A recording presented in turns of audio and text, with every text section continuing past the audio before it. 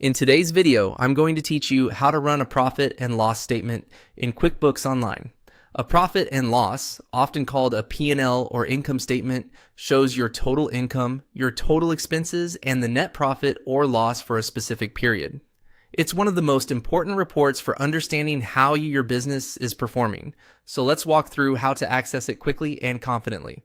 Once you're signed in to QuickBooks Online, look to the left-hand navigation and hover your mouse over reports. Don't click yet, just hover.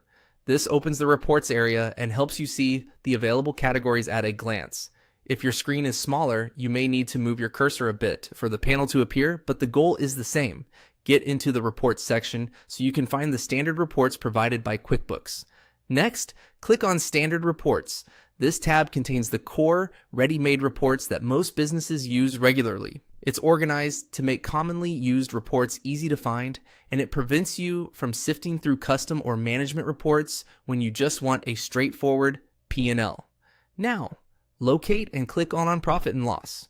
You'll typically find it under Business Overview or a similar category on the Standard tab.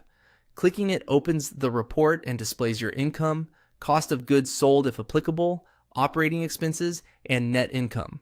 Think of this report as your business's scoreboard for the period you choose. At the top of the report, look for the report period control. This is where you decide the time frame the report covers.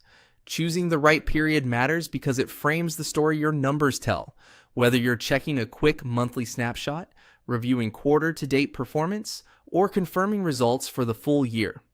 From the report period dropdown, you can select a preset like this year, last month, or last year. These options are great shortcuts. For example, use last month to review the most recent closed month and spot trends right away. Choose this year when you want an up-to-date view of how you're tracking against annual goals. Pick last year if you're preparing for tax filing or comparing year-over-year results. Once you make a selection, the report updates to reflect that date range, so you can immediately scan totals and drill into the line items as needed. That's all there is to running a profit and loss in QuickBooks Online. By hovering on Reports, opening the Standard Reports tab, selecting Profit and Loss, and setting the report period to this year, last month, or last year, you'll get a clear, timely view of your business performance.